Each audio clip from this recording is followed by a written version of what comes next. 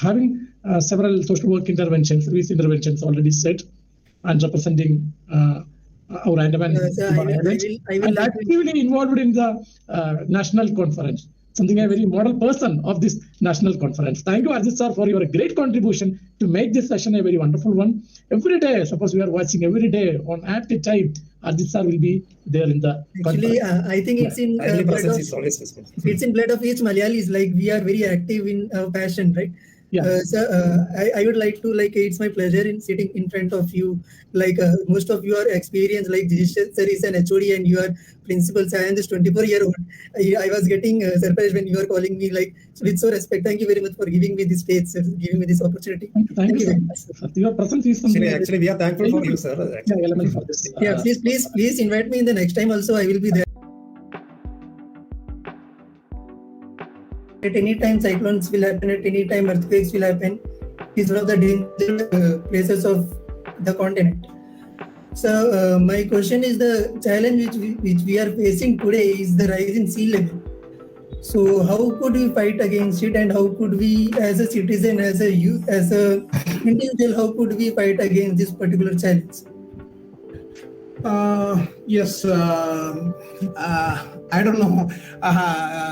You use the word fight against it. How can we control? How can we control and restrict this thing? It is two aspects to it. One is mitigating.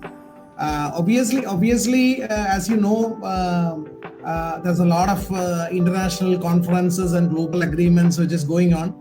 Signing of treaties recently also we had the COP27 in Egypt, whereas they have come out with a very landmark thing on the laws for the vulnerable countries, impact law for the new fund which has been come out.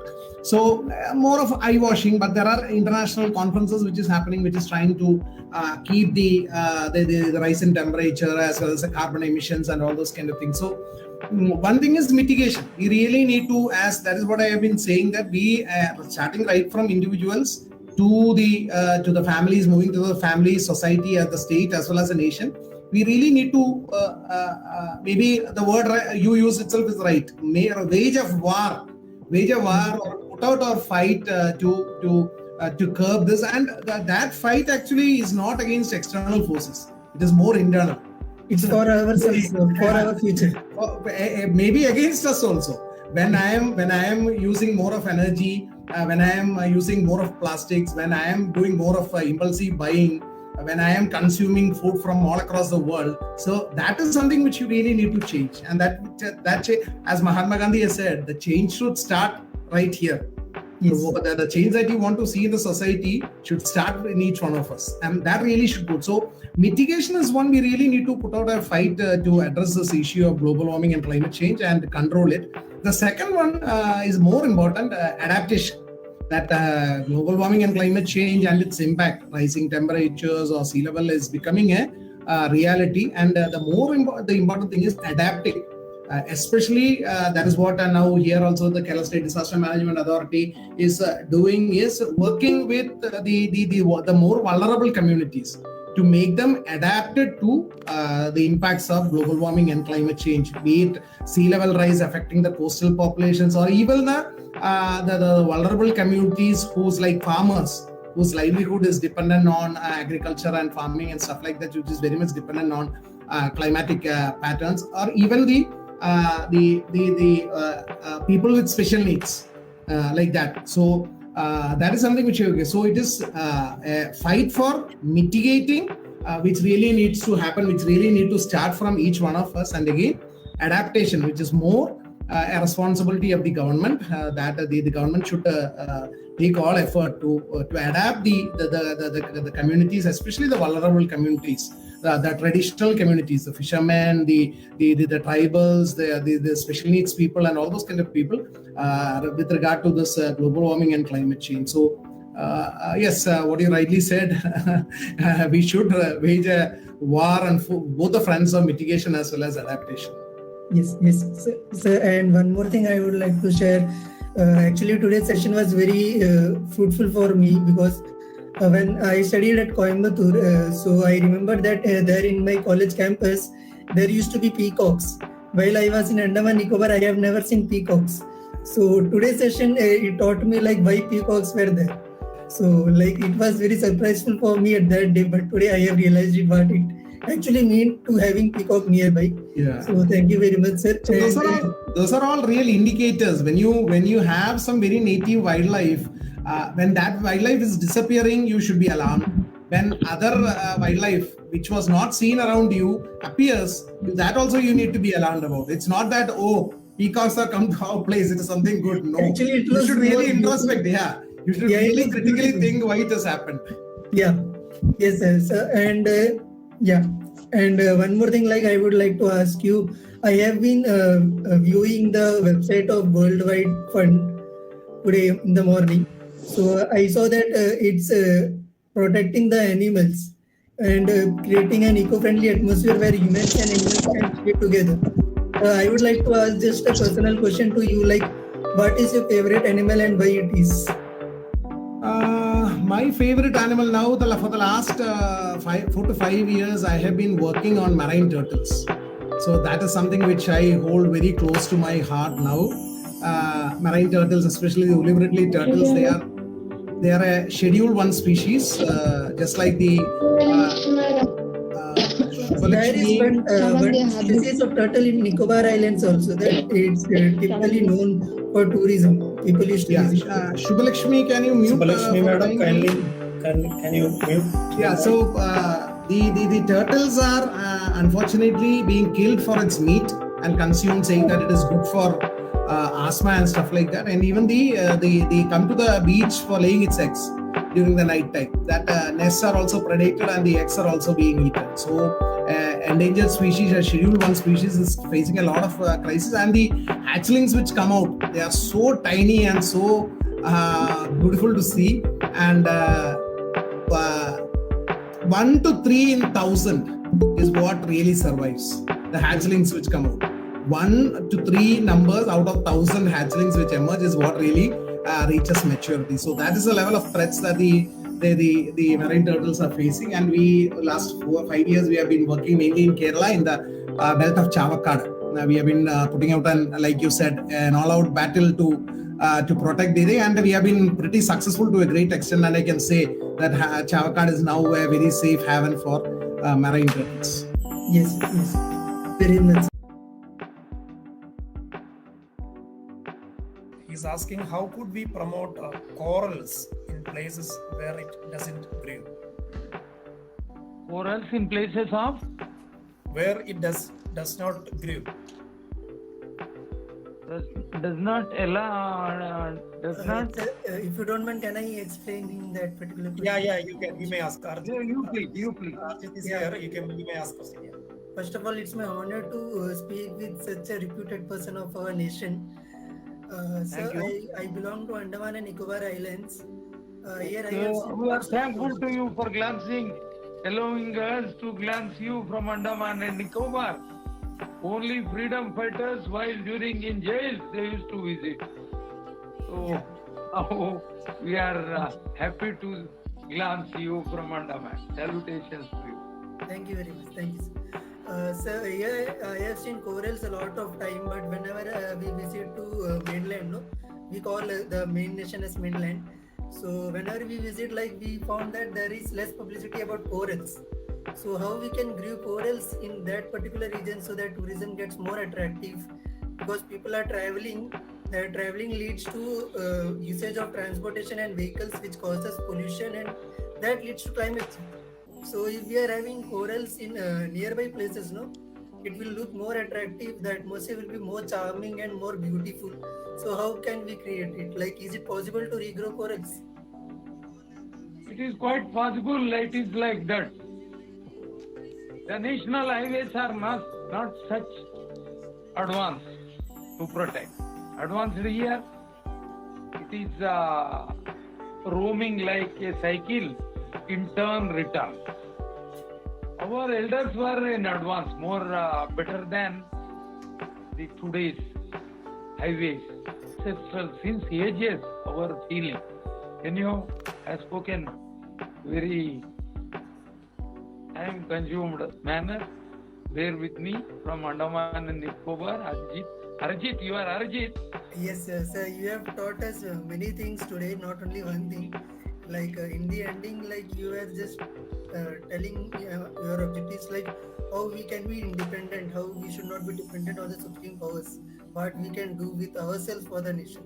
So thank you very much for Sree Sabareesa College and respected sir for giving such a great opportunity so that we can keep You our. please make calls now and then. You are from Andaman and Nicobar. If I am alive, I get some money to travel. I'll meet you there. Yeah, sure, sir. Even after death, I come and see you. Please visit Andaman and Nicobar Islands whenever you can. I will be here there for welcoming you all. Okay, Arjit. Thanks a lot. Okay, is there Allow any me, further allow questions being from the me participants? to share the views because of your question. Yeah. Any Any other more? further questions? Any other further questions?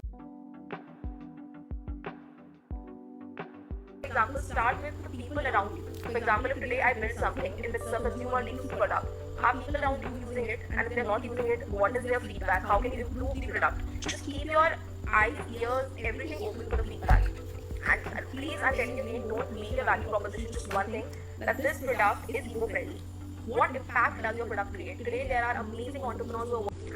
And please, I'm telling you, don't make your value proposition just one thing, that this product is eco-friendly. What impact does your product create? Today, there are amazing entrepreneurs who are working in cleaning air, in cleaning water, in cleaning soil. And that is their impact.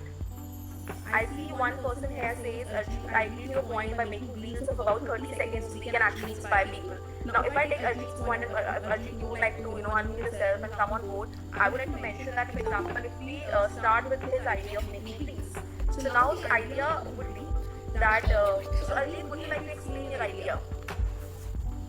Yeah, first of all, good evening. Yeah, just like you had said, you have asked us to share us a point of view, like what we can do by using media, how we can bring a climatic change. So, climate is a global cause. If person sitting in India and someone is in America, both of them are combining together to make some blogs or to make some reels, it will reach more and more people with different ideas. We can reach more people with unique and particular objectives. And I hope, like every time when we see a singer singing and he's gaining some 100 likes or 500 likes, the other person gets inspired to sing. Similarly, if we are creating a climate change video or blog, if we are getting more and more support from the public, we might inspire the other person, and then a particular person might perform that thing in his real life. Like practicing singing makes him perfect. Like practicing the objective will make him perfect to bring up a good dream. Like first time while making a blog, first time we will pick some lead, we should bring a positive change. And now to add to your point, let's refine this idea a little bit and I'll tell you how it works. So you have an idea that you want to make 30-second reels. So now the point is, it's not Arjit making 30-second reels because he wants to make it. The point is, how is the content that he's making in that 30 seconds benefiting me? And am I going to share this content? So what you have to figure it out is, what information are you going to provide it to me or your user base, and is this information really worthy of them? And that is how you plan your content. You plan Drone making and agricultural farming. So my question is like how effective it will be, like usage and implementation of engineering products like drone and automated machines in the field. Like, is it good or is it not good? Because technicians and the knowledge person, they will be telling we should use it, but whereas farmers, they will restrict, they will avoid it. So if farmers are avoiding, then why they are avoiding? That is my question. So the drones and automated Internet of Things, like that, drones especially. Yes. Drones, definitely the usage of the drones, Government of India is also promoting the drones in a much larger scale.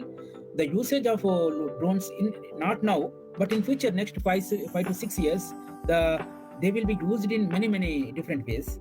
For example, they can be used for spraying of pesticides and even fertilizers also, liquid fertilizers, liquid pesticides.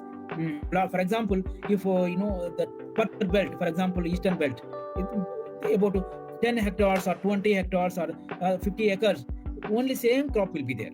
So same crop will be there. If there is a 10 acre plot, same plot, it is much easier spray the pesticides or to give some liquid fertilizer through the drones. That is very, very cost effective. And distribution, very precision agriculture. This is called precision agriculture. They give a very precise quantity of pesticides, fertilizer per unit area. That means they use optimal dose of fertilizers and pesticides, uniform distribution of uniform spraying of pesticides. All these are all technologically very much advanced, and farmers, if the farmers will follow, the productivity will be increased. That's number one. The cost will be reduced. Productivity will be increased. The cost will be reduced. Quality of the products will also be increased, and it is very convenient. Especially, it's very, very convenient. And labor use, especially many of the mainland agriculture is suffering from the shortages, especially the peak seasons. So this instead of 30 members, 30 laborers, this one drone can do all this work. But it's a trade-off. Again, it's a trade-off. So if replacing 30 households, 30 laborers with one drone is it good or bad? We have to think as a society. And that is a policy question. But ultimately, especially in some areas like Punjab, Haryana, even in Kerala, where the labor shortage is there, drones may be very good tool and very good effective method of technology which can be applied in a wider scale. Yes, sir. And one more thing I would like to highlight in today's conference is like recently last year we all have heard like Safe Soil was a great initiative of Sadhguru's. Sadhguruji. Yeah, Safe Soil. Yes. So how as a youth, as a next future of India, we individuals, how we can do such kind of creative awareness activities for protecting these natural particles like soils and crops. Like he has inspired us to do something for the nature. Yes. So what else we can do in this? No, this is a Safe Soil movement. It's a very good initiative actually, because conserving soil and water and other climate, nature, very, very important in a broader scale. But these activities will not give immediate returns. For example, if you are saving your plot or your soil or your water, you will not get returns immediately. Unlike you do this activity like crop growing or livestock rearing, they will give immediate returns. Next season you will get immediate returns. But these natural resource conservation like Save Soil movements, these returns will be in the long term. Maybe 5 years after or 10 years after, you will get as a whole, not as an individual farmer or individual person, you will not get any returns. So how this we can encourage, how we can incentivize individuals like you or students or community, how we can incentivize actions or activities to save these natural Safe Soil type of initiatives is a bigger question. The one thing is that government has to support this type of activities through the funding or some NGOs. Nowadays, a lot of NGOs are working like Safe Soil movement. It's like an NGO only, non-governmental organizations. I think you are all social work. I would like to interrupt. Sir. Actually, I am president of an NGO, Abhishata Foundation. So I was getting inspiration from there. So I thought you are the right person whom I can ask this question. So yes. Please continue. So this you have to anyway to do all these activities. You need to fund. You need to have funds. You need to have manpower, financial things, and all. So one is the government is also giving some incentives, but they are not enough.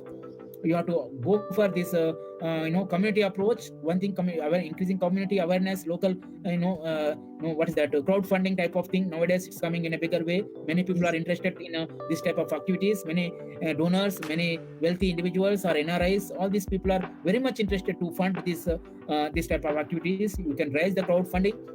Another thing is that you have to approach this NGO, now the Ford Foundation or bigger organizations like Tata Foundation or Reliance Foundation. Nowadays, many foundations are also interested in not only these foundations, but you have to collaborate with research organizations like us who are actively engaged in development of some sort of technologies like international organizations, United Nations organizations. Many organizations are working on areas, development of research activities, technologies, production of technologies, farm implements, machinery, all these things.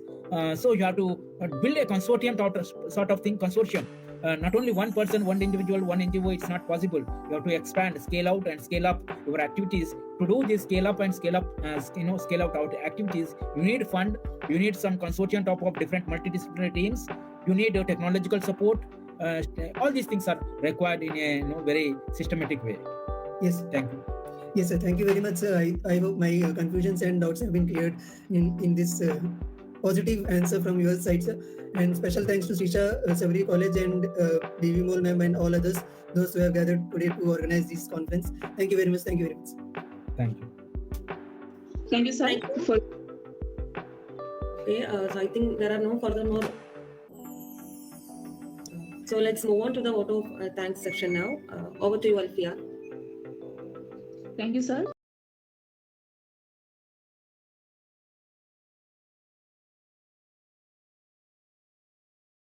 It's our great honor and pleasure that we got an extremely talented and intelligent participants from different states. Especially we mentioning Mr. Ajit E.P. sir from Andaman and Nicobar. Coordination and support of the participant was the main source of the success at this conference.